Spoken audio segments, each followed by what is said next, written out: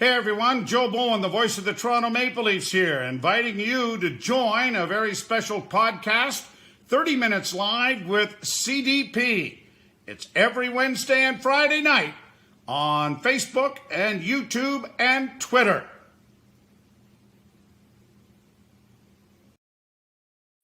Hey, good afternoon, everybody. Welcome to Live with CDP on this podcast on this Wednesday, January 5th. A few minutes early, but I'm looking forward to my guest today.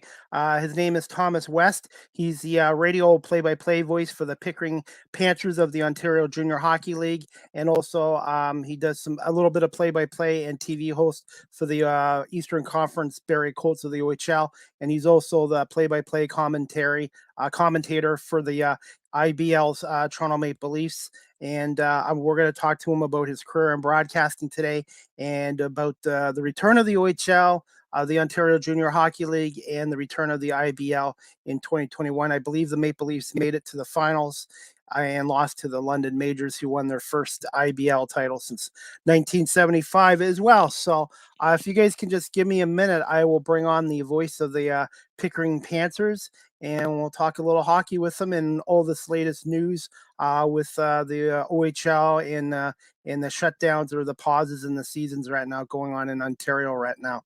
1 second, guys. I'm going to bring on the voice of the Pickering Panthers. Hey, Thomas, how you doing? Hey, how's it going? Thanks for having me. Good. I work midnights and I got up at 2:30 because I like to get on here a little bit early, and I've just been trying to keep up with Twitter with the latest updates on the Ontario Hockey League and sports in Ontario right now. Yeah, Twitter is a very interesting place right now. A lot of opinions out there, a lot of disappointment, especially around the Ontario Hockey League and the OJHL, and yeah, it's been a whirlwind these last couple of days for sure. I was gonna say, and what was the next game the Colts were supposed to be scheduled to be playing? So I think our next game was on January 15th. Okay. But there's some rumor out there. I know Ethan Cardwell of the Barrie Colts was saying on his podcast that they had a game on Saturday. So I'm not sure what's happening with that right now. I know there's a lot of things getting switched around in the schedule.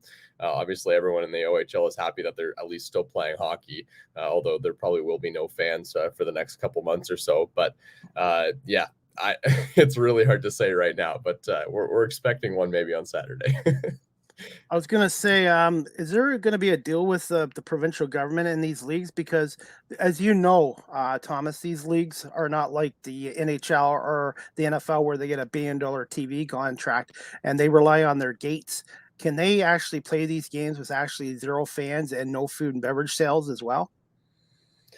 Yeah, it's tough to tell. I mean, when they did it last year with having the shutdown, obviously that was a big problem. And I know a big reason that a lot of teams weren't going to be able to play anyway. It's just because they were going to lose so much money, just because, OHL teams rely pretty heavily, as I understand, on being able to sell tickets and, get the concession stands going and stuff like that. And in Barrie, it's a packed house almost, every night you're there. I remember the first time I came into that stadium, it was, I do the intermission hosting there most of the time. So I never actually am in the stadium, except I finally got off early and I got to go down and watch the overtime of a Barrie Colts game. And boy, oh boy, was it ever cool, the atmosphere in that arena and stuff like that. So it really is a shame having that shut down. And I know that these teams rely a lot on being able to sell tickets and stuff like that. So, I think if they're going to be successful, we really hope to try and get fans back at least, come playoffs and Memorial Cup and things like that. And I guess the Ontario Junior Hockey League too are they technically paused right now, or are they in the same situation with the OHL day by day basis? So yeah, they're technically paused right now. There's a lot of things out there. I know there's been some statements out there with the OUA that are requesting that they become an elite division, which means that they'd be able to keep playing. And there's a lot of battle with the Ontario government with that. But the OJHL right now is on pause until January 26th.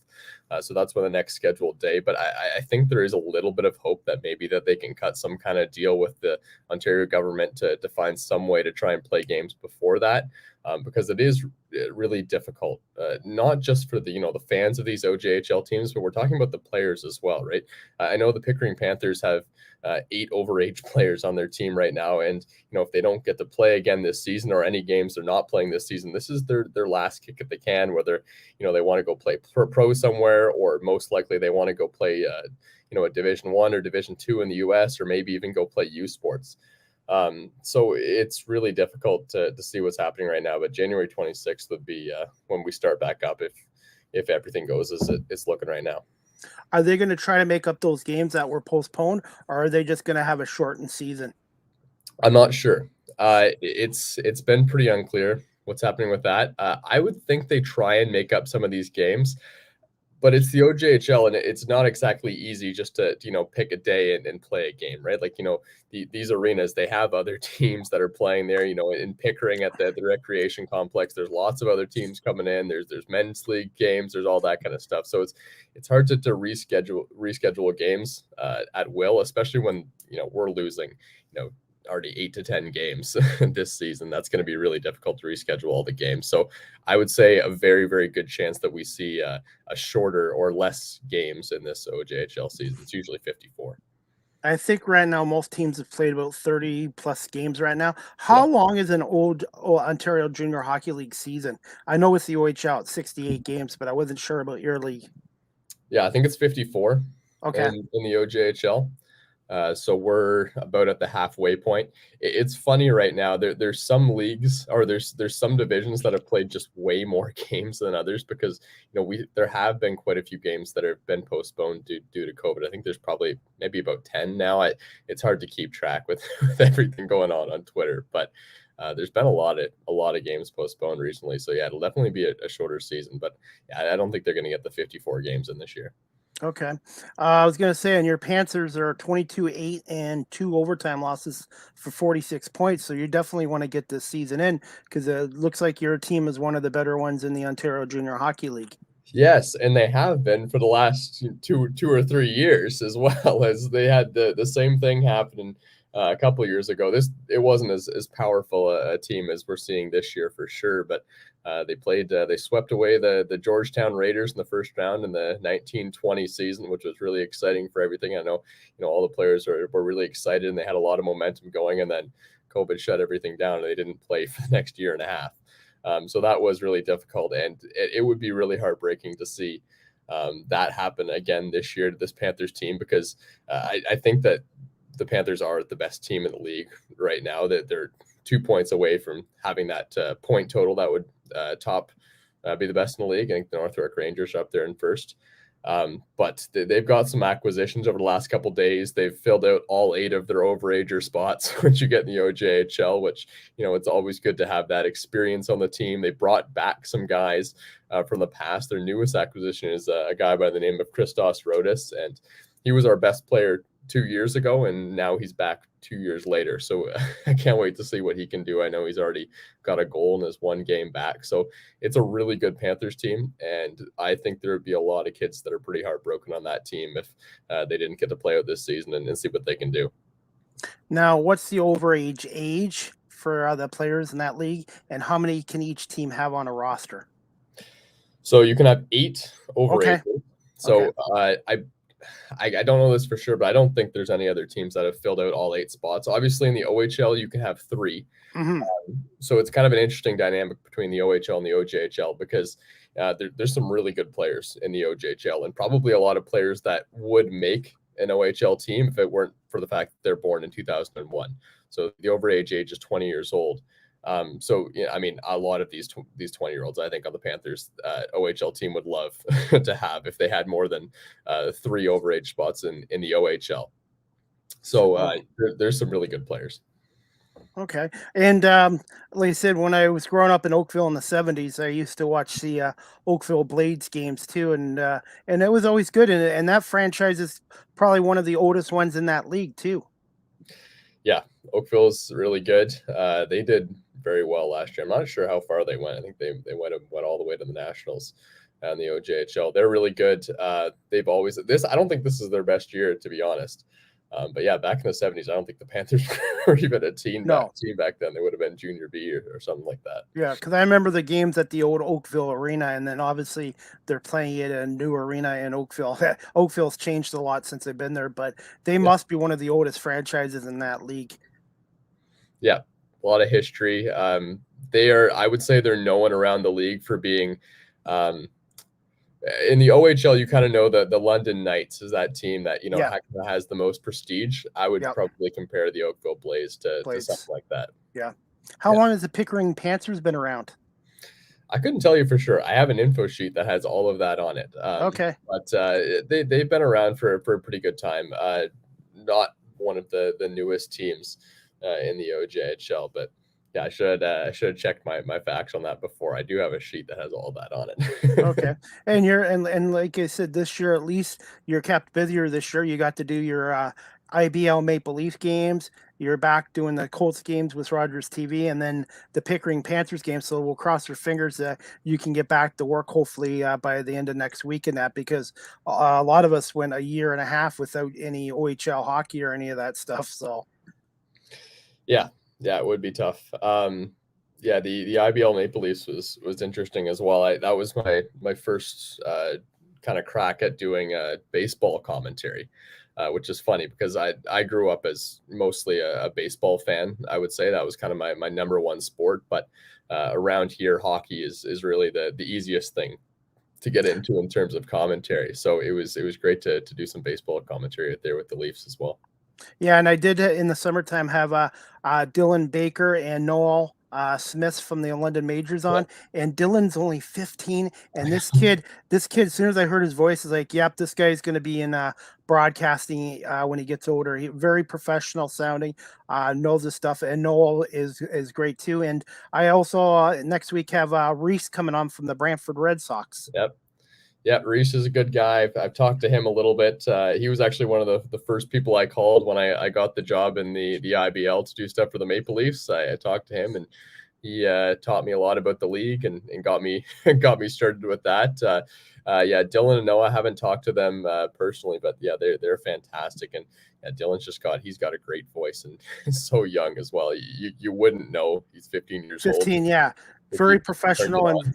Yeah, definitely. And like I said, I try to do all the obviously the big four sporting leagues, but I also like to try to get the OHL, the AHL, the IBL, just because every time I have a new guest on, I learn something about what their career is like or what league they're in. So I really appreciate you coming on today, Thomas. Are you still good for time for a bit? Yeah, for sure. Okay.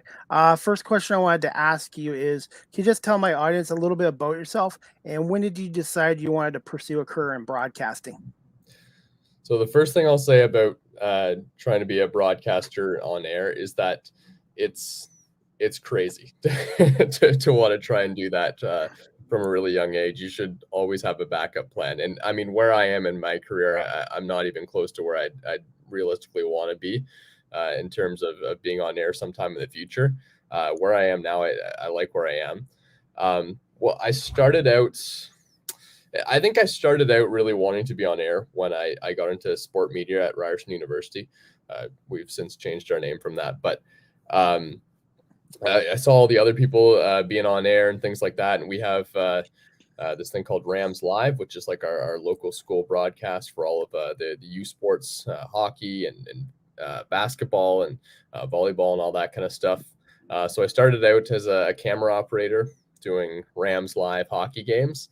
And then when I was in my first year of university, I thought I'd take a crack at doing on air. So I have a friend named Brendan Cassidy, and he was a really big part of getting me in on air.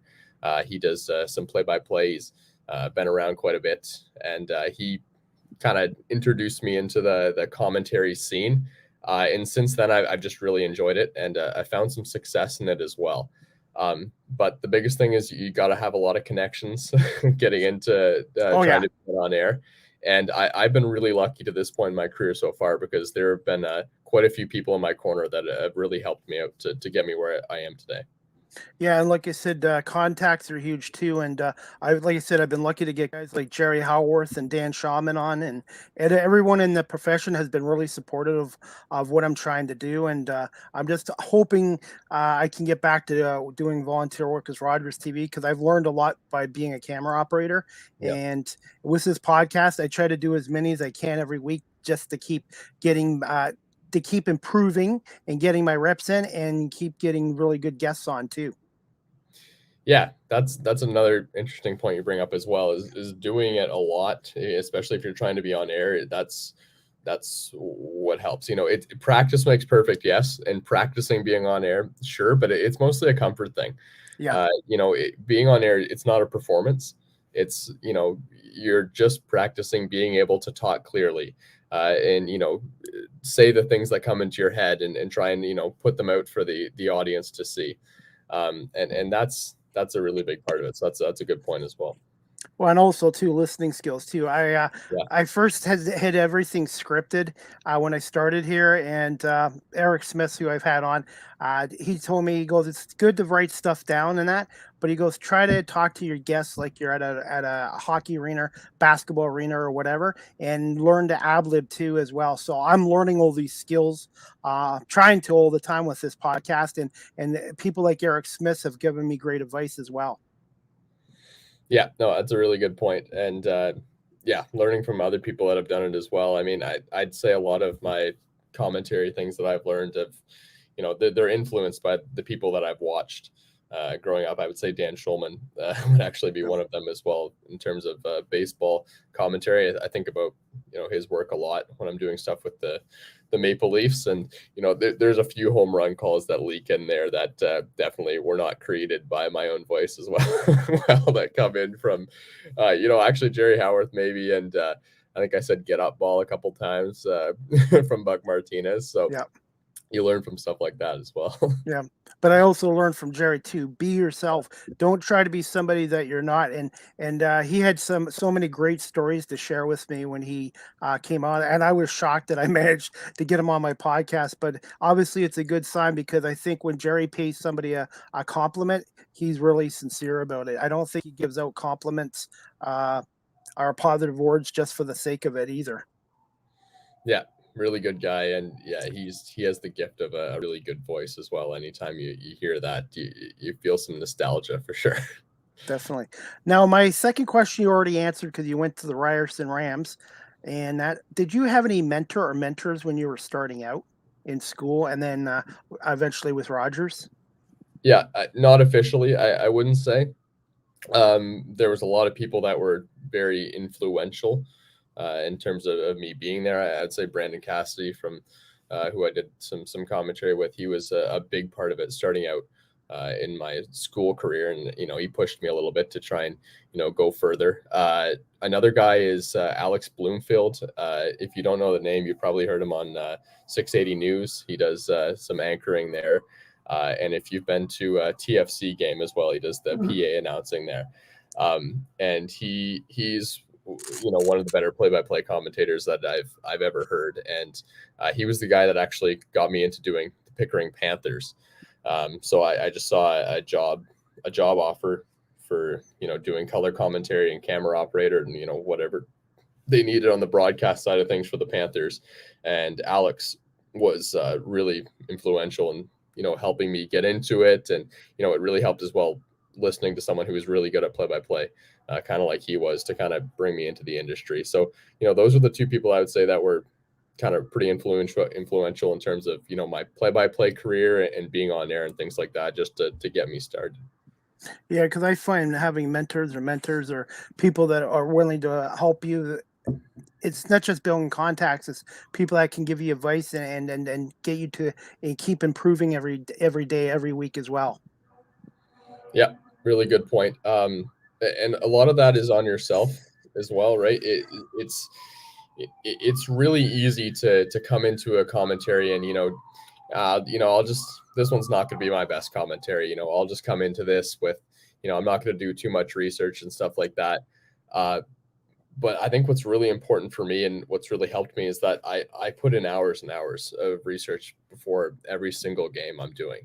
And getting in the habit of doing that, and never letting yourself get into the habit of not being right on top of the ball all the time. And I'm never going to have a game where I'm not really sure of a player's name, or I don't know a couple things about a player. I try and know everything beforehand, and getting in the habit of doing that, and having some work ethic with that, I think is really important as well.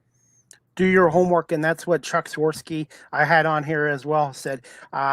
He goes, no, I might not be the best broadcaster out there, but he goes, nobody will outwork me. And Jerry Howarth had the same mentality too, about be prepared, work hard, do your homework in that too. Yeah, no, that's a really good point. And yeah, I would say that's probably my key to success so far, is that if people are listening to me on air, that I sound like I know what I'm talking about. And whether I knew what I was talking about 3 days before the broadcast or not, it's really important to at least you owe it to the fans, and the people that are listening to the game to know what you're talking about. Because if you're the play-by-play commentator for a hockey game, they see the hockey game and they hear your voice the entire time. And that's pretty much it. So it's really your job to try and improve that experience of watching the hockey game. And if you're doing play-by-play and what you're saying is not making the broadcast better, it's really best that you're not there. So being able to add in little pieces of information that you think that other people might value from, or might make the game more interesting, that's a really important aspect of being a broadcaster if you're trying to be successful.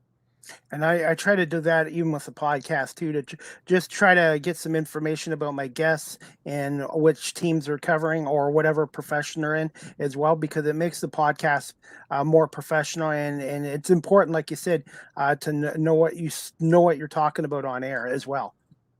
Yeah, I can tell you did your research on this too. You have all my play-by-play jobs and everything listed down there in the intro.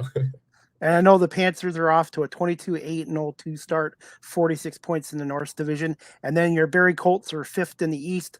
I believe they got 30 points right now, but the Eastern Conference is kind of bunched up as well. So, yeah, no, the Eastern Conference is crazy. I mean, there was a time for most of the season. I haven't looked at the standings in a little while because I haven't done a game since the beginning of December. But there was a time as well where there was, the top 8 teams were separated by like 10 points in the Eastern Conference. And the Barrie Colts didn't get off to the start that they wanted, I don't think. You looked at that team with, we got Brant Clark, and he'll probably be in the NHL next year. Ethan Cardwell was a pretty high draft pick, and then they got a lot of those young guys as well. Hunter Haight, I know, is coming up. Bo Jelsma's having a really good year. So they have a lot of veteran guys who are really good.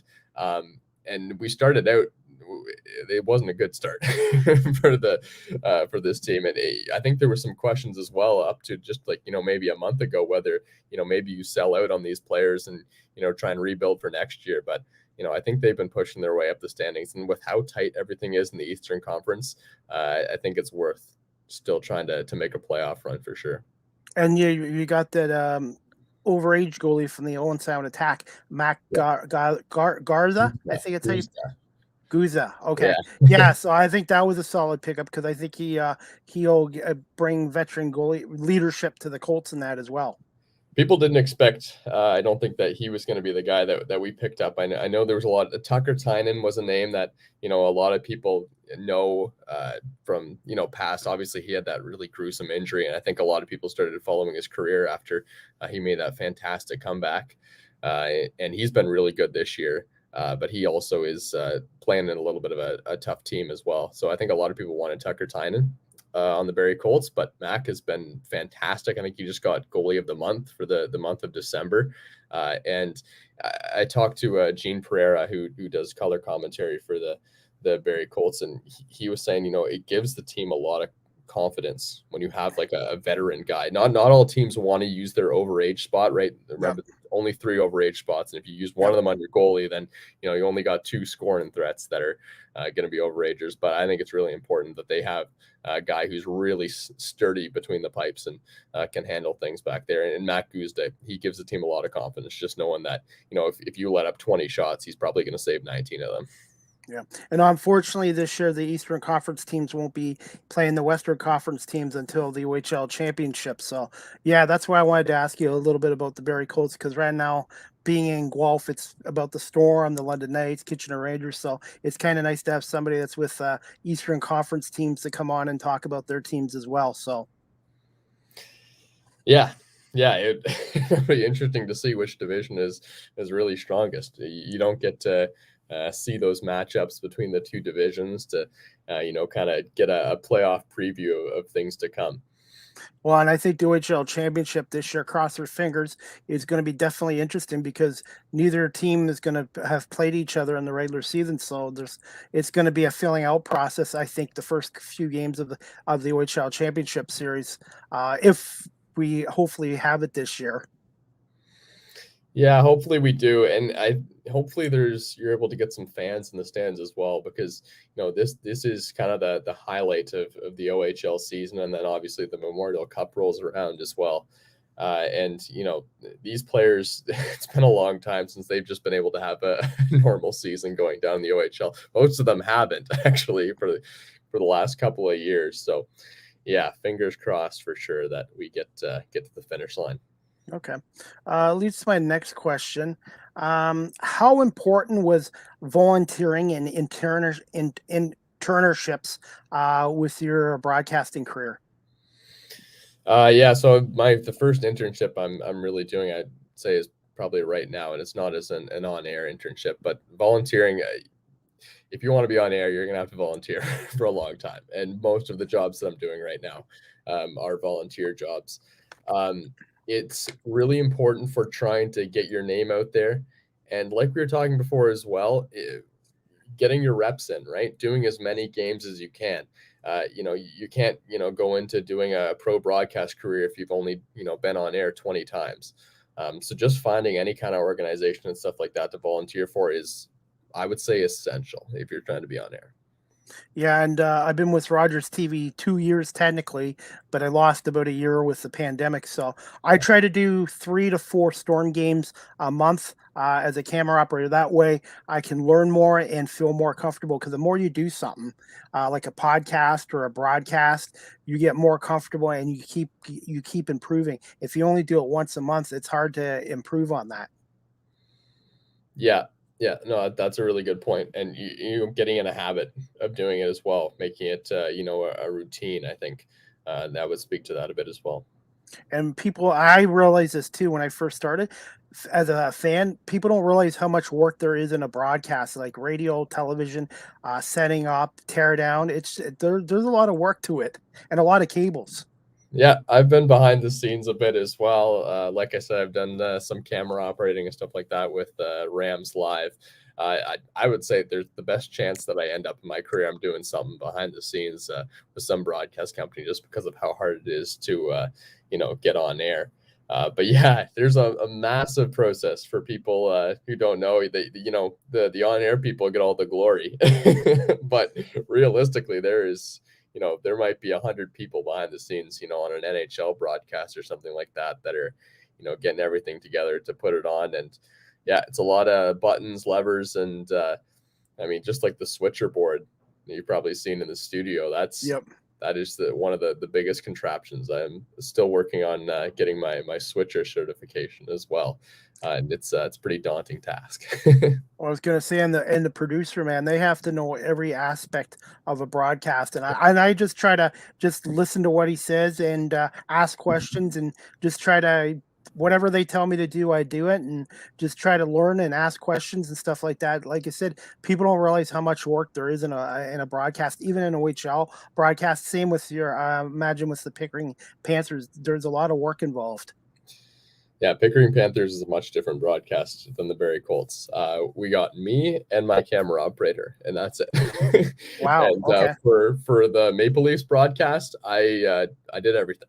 There was no one else. It was just me. I got my table, set up my camera and my computer, got the stream all set up, and then set a mic in front of myself and started talking for the rest of the game. And I was gonna say, my next question was, how did you get involved with Rogers TV? Like, did somebody refer you to that, or did you just kind of? Yeah, so I started out, it actually came from the Maple Leafs broadcast, how I Okay. started out with Rogers TV. So Gene Pereira does the scorekeeping for the Toronto Maple Leafs in the IBL. And Gene is another one of those guys that I was talking about earlier. You got to have a lot of people that are in your corner and are willing to help you out. And Gene is one of the kindest guys in terms of being volunteering his time and willing to help me out along my broadcast career. As he's already in the industry himself. And Gene referred me to producer Josh Kopta at the Rogers TV, and Josh gave me a call, and that's how I got the position. So it all comes through your tree of connections. I remember it was someone in the sport media industry at my school in Ryerson who sent me over to Gene Pereira, and Gene sent me over to Josh Kopta at Rogers TV. So it's kind of all the jobs kind of mixing into one, but that's your connections right there that really help you out. Well, actually, that's true too. A couple years ago, I was doing volunteer work with the Guelph Nighthawks of the CBL, Yep. and the one night they needed a camera guy, and I'm like, I've never done that before, but as a volunteer, okay. And their producers showed me what to do, and obviously they were happy with my work because they paid me for it. And then the one guy referred me to a guy from the Nighthawks that was involved with Rogers TV, and they hooked me up with Rogers TV, and that's how I got involved with Rogers TV, and then that's how my podcast got started. So just being at the right place at the right time. It's funny how it led to doing camera work with the Nighthawks and then getting involved with Rogers, and then it led to doing my podcast as well. Yeah, that's just the connections of the industry. A lot of the time, you put your foot in the door, or you put your foot in the door into something that you're not really sure whether it's going to turn out or not, or you're not really sure if it's worth it. But Yep. It's definitely worth giving it a shot, because you never know the string of things that could lead to in your career. And I admit I was nervous my first Nighthawks game when they threw me on, but then I just started focusing on, hey, I want to watch the game as a fan, and just started trying to film it the way I'd watch it as a fan. And then they said I was lucky. Steve Fay from the Nighthawks was involved with Rogers, like you said, and he put in a good word for me with Rogers TV, and the rest is history. And then it ended up doing my podcast. So. Yeah, there you go. Connections at work. Okay. You've already answered my next question with the Pickering Panthers and the Barrie Colts. Overall, what was your thoughts on the return of the IBL in 2021 with the Maple Leafs? And I believe they just fell short to London in the IBL finals as well. Yeah, the IBL is it's a really funny league. You can if you have one thing that you're really, really good at, like pitching or batting or any of or one major thing, you got a great bullpen, you got a great rotation, that can carry you in the IBL, because there's a really big mix of skill levels in that league. And I'll tell you, the Toronto Maple Leafs, we didn't have good pitching this year. We didn't have a good starting rotation. We didn't have a good bullpen, but we easily had the best offense in the league. And someone that you guys might know in Guelph as well is Sean Riley. Yes. He's a firefighter in Guelph and in Toronto. And we had Sean Riley, and he carried our offense. I think he hit 451 in the regular season.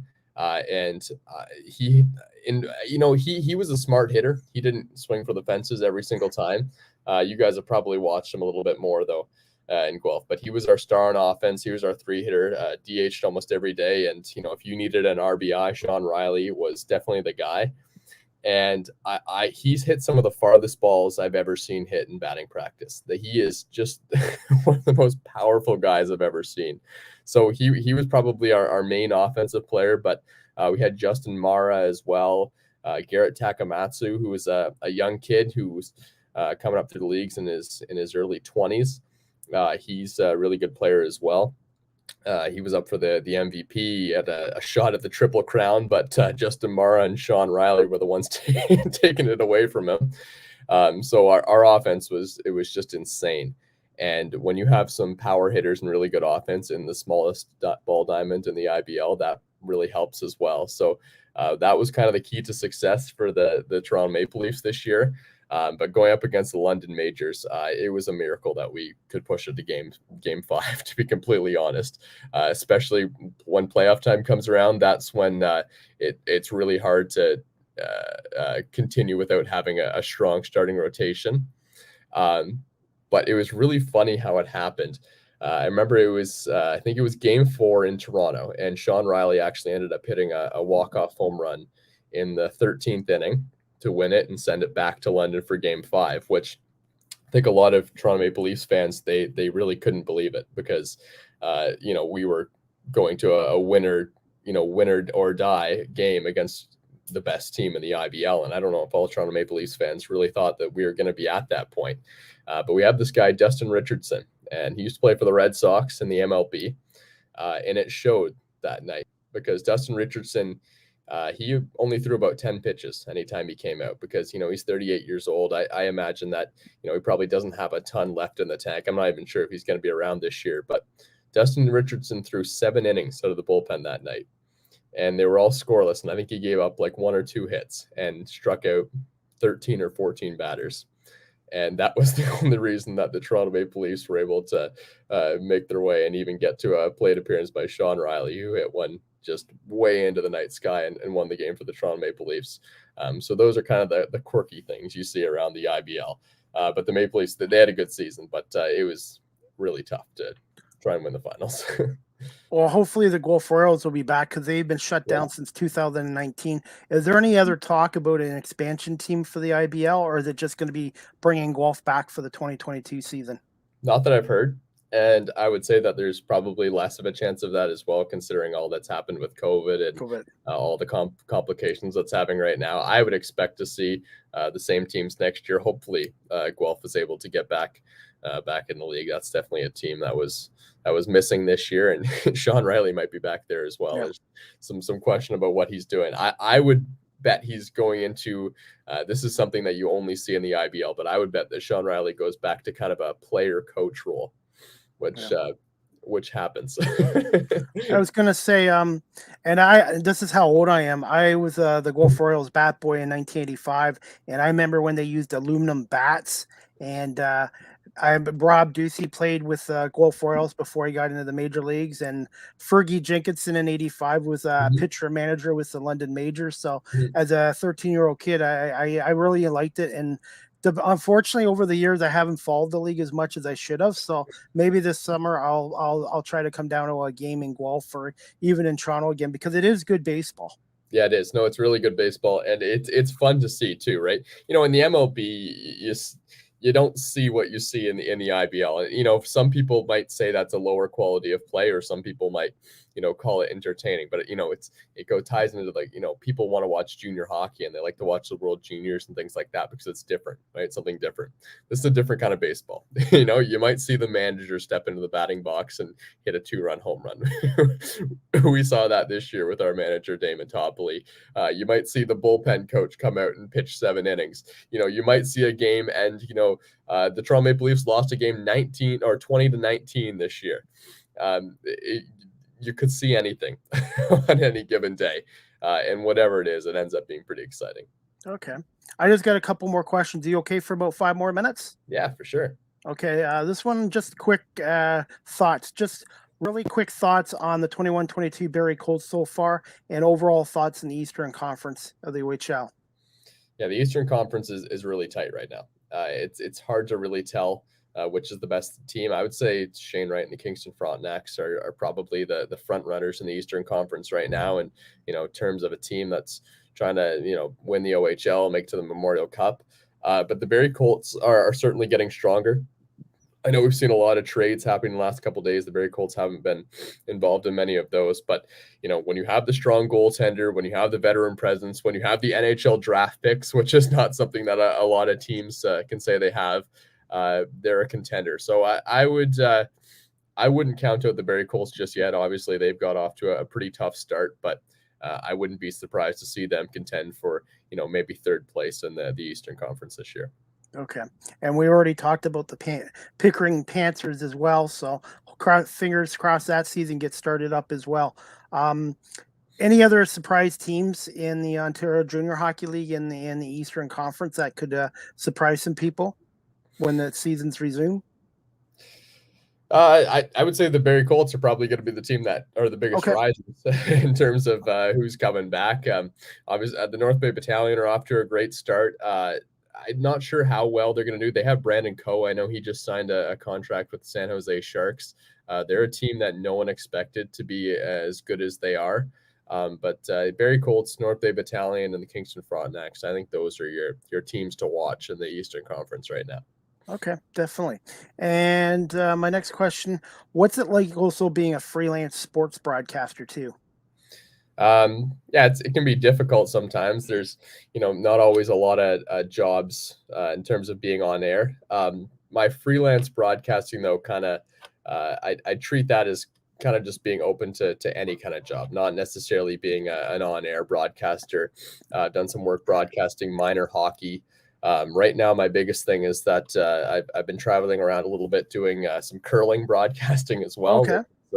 A sport I've been into. We just came back from Morris, Manitoba, doing the DECALB Super Spiel out there, curling event, and that's pretty fun. Do a little bit of camera operating and a little bit of switching out there doing the curling broadcast too. So it can be tough trying to find jobs, and I'll be honest, I'm not the best person to talk about it at this point in my career because I am just getting into it. But you have to be open to opportunities, and I can't help but get back to saying keep thinking about those connections that you're able to acquire, because it might be an on-air thing, it might be a behind-the-scenes thing, but if you're trying to freelance, you definitely got to know the right people. Yeah, and I was telling somebody the other day, in the last year, I've done about 150 podcasts with 150 guests. So the biggest, and you know what, besides building up the contacts, I've actually made a lot of friendships doing this as well, and also with Rogers too. I've made contacts with them, but also I've made some friendships too. So this has really been a positive experience, and everybody in your profession has been great with me. They haven't like, hey, what's this 49-year-old guy doing or whatever. They've all been really supportive and trying to encourage me and giving me advice and all that.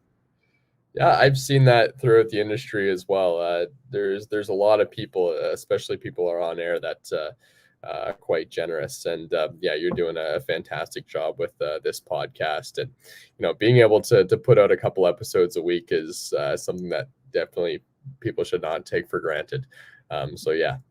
Yeah, I'm working at my current job 5 midnight shifts a week, and then I'm doing the podcast 2-3 times, and then I'm doing a Storm game once or twice a week. And people are like, but you know what? This is something I have a passion for it. So it's not like I dread doing this. This is something I really.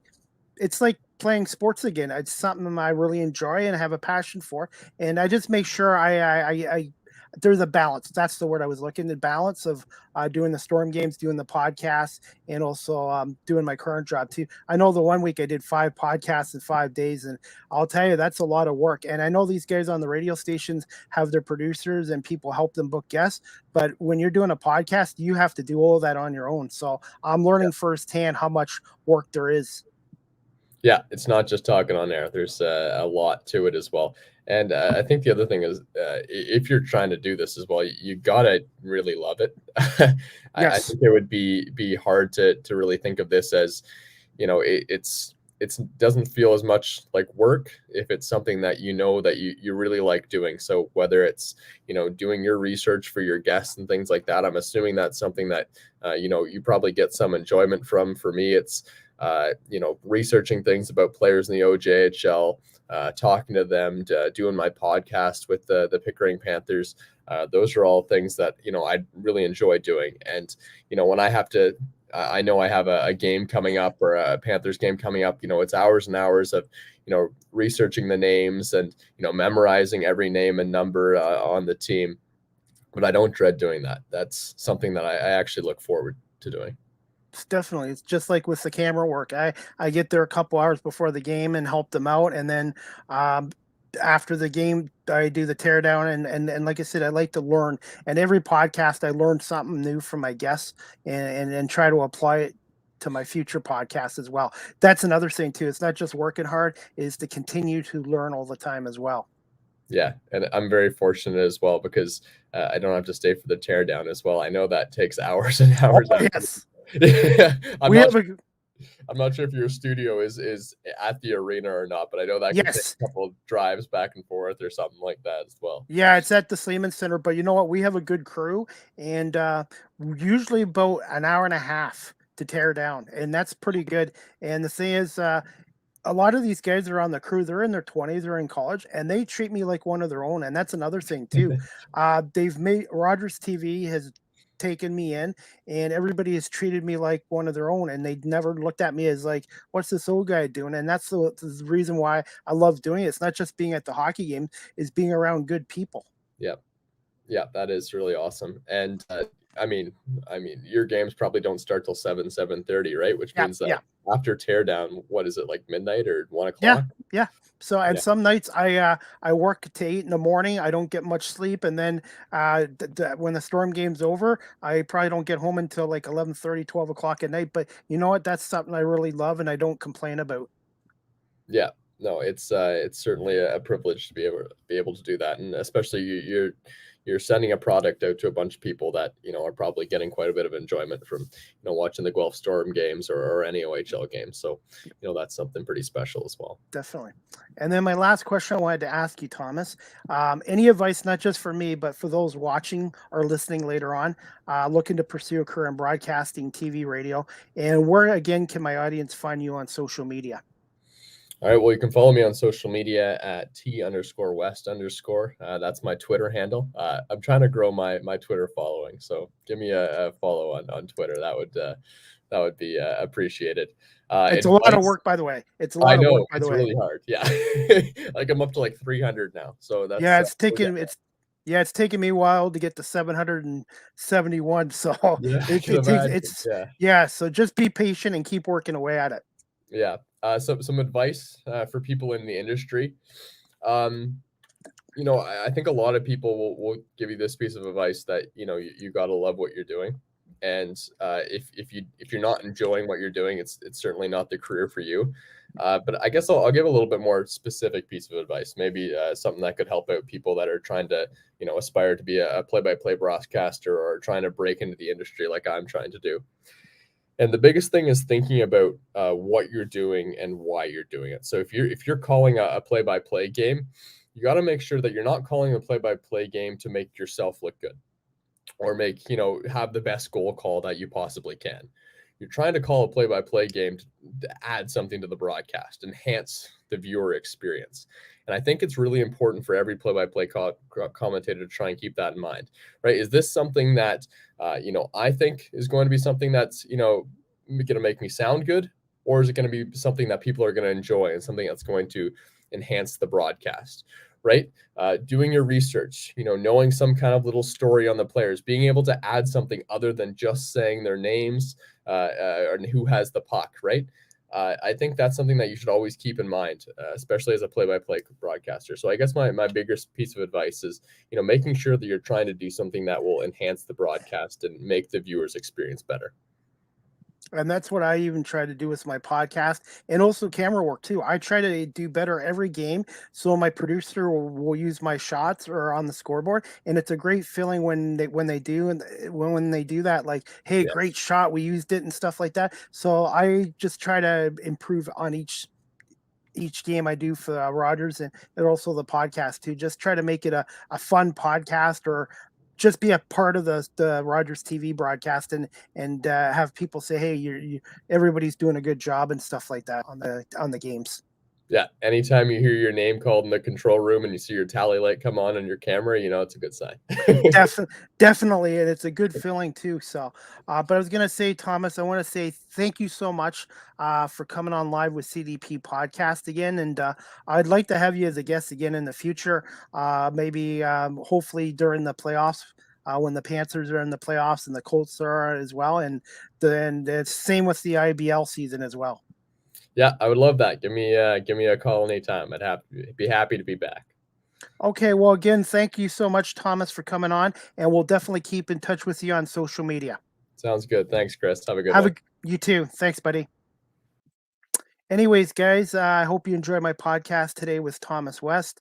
He does play-by-play for the Pickering Panthers of the Ontario Junior Hockey League, and he's also a Rogers TV host for the OHL's Barrie Colts, and he also does play-by-play commentary for the IBL's Toronto Maple Leafs as well. And you can follow him on Twitter as well at T_West_. _. I'm just going to show you a little clip of Thomas's work with the Pickering Panthers. Just give me 1 second, and we're just going to show a little bit of a clip. Here comes Ethan Lindsay. Scores!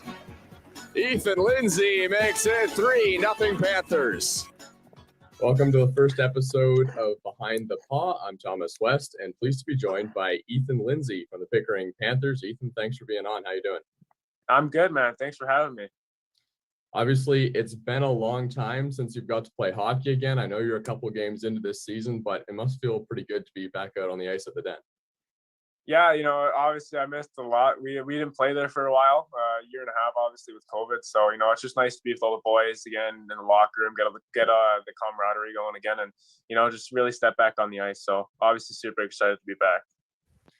What did you do in the off season with no hockey to play?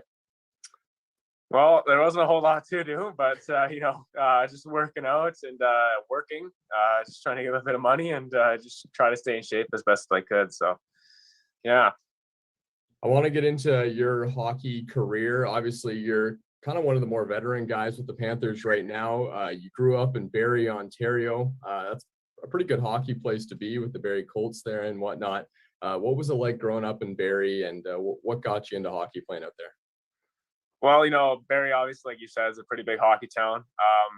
Everywhere you go, any neighborhood you go through, you're going to see some hockeyness in the driveway. So obviously, I didn't grow up in Barrie right away. I'm actually from Calgary. I moved here in 2009 for my dad's an RCMP officer. So moved out here and he works in the detachment. And, I kind of got into hockey back out in Alberta. And obviously I carried out to Barrie, which was a huge increase in hockey because, it's a big town and, everybody loves their hockey. But going around school and, you're known as the hockey player out there. So, it was fun. And, I think just being around people out there just, grew my passion for the game. Did you have any kind of a hockey idol growing up that you looked up to? Well, I loved Ginla on the Flames when he was there. That was my guy. My mom loves him too. So, he was my guy growing up. I try to emulate him a little bit. So you're with a Panthers team right now. Take me kind of through your road from going to Calgary, then to Barrie, and how did you end up with Pickering Panthers? So obviously I played all my minor hockey in Barrie. I played AAA all throughout. Anyways, guys, that clip was courtesy of the Pickering Panthers YouTube channel, and that was just some of Thomas's work as well, behind the paw with Ethan Lindsay as well. So, just to let you guys know, Live with CDP podcast, the audio version is downloaded to Google Podcasts, Anchor FM, Apple Podcasts, Breaker, Pocket Cast, Radio Public, Spotify, Castbox, and my LinkedIn page as well. And also, guys, you can follow me on TikTok at Live with CDP. I post a lot of content on TikTok as well. And also, guys, you can check out my Live with CDP merchandise. Shirts are 15, coffee mugs 15, and my new podcast hats are 18 if you're interested as well.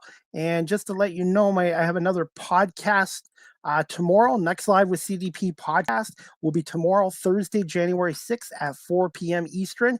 My guest is Gigi Ray. She's a pro wrestler from the Reality of Wrestling and also with AAW as well.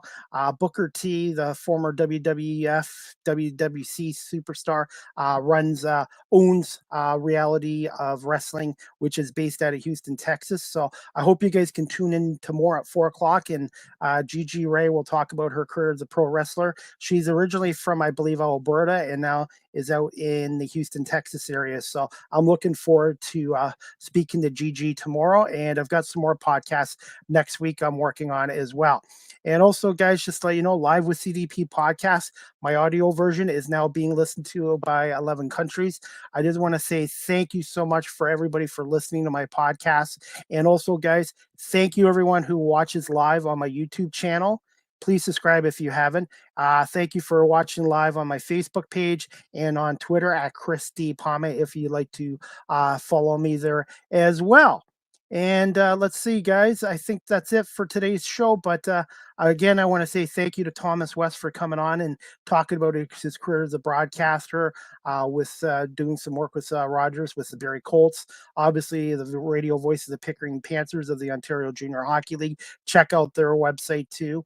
And also with the IBL's Toronto Maple Leafs as well, who had a pretty good year this year as well. They just fell short to the London Majors as well. So anyways, guys, I'm going to call it a podcast.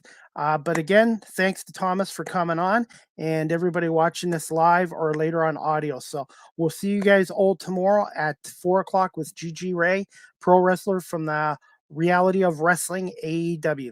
Have a good night, guys. Talk to you tomorrow at 4 o'clock. Thank you for watching and listening to Live with CDP podcast.